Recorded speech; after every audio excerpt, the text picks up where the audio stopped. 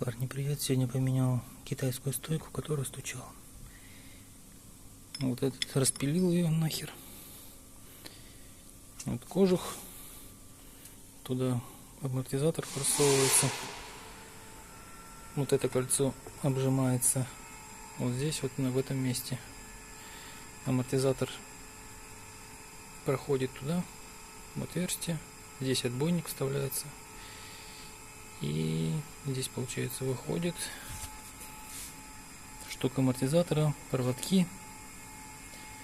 Вот здесь гайка закручивается уже к кронштейну, к верхнему.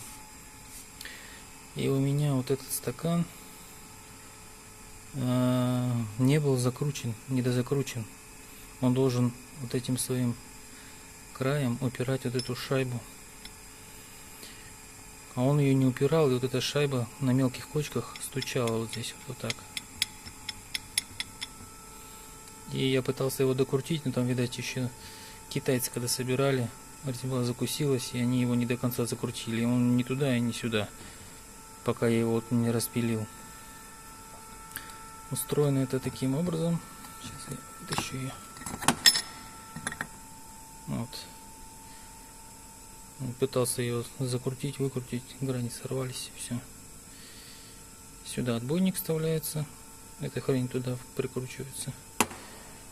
Здесь такой демпфер.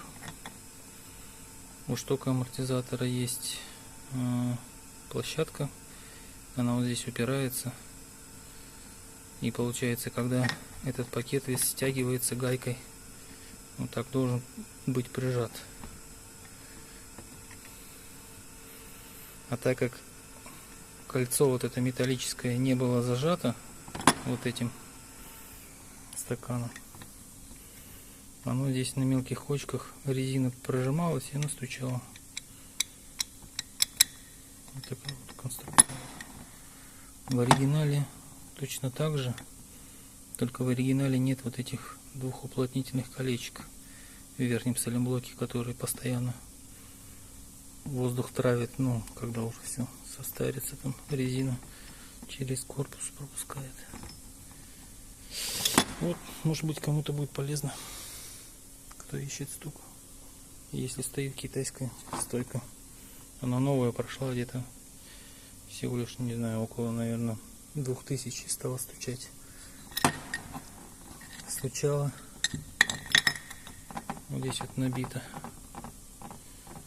Набита, она стучала, получается. Здесь вот пластиковый корпус. Она его сначала простучала и потом стала стучать уже об этот корпус. Об алюминий. Вот такая херь.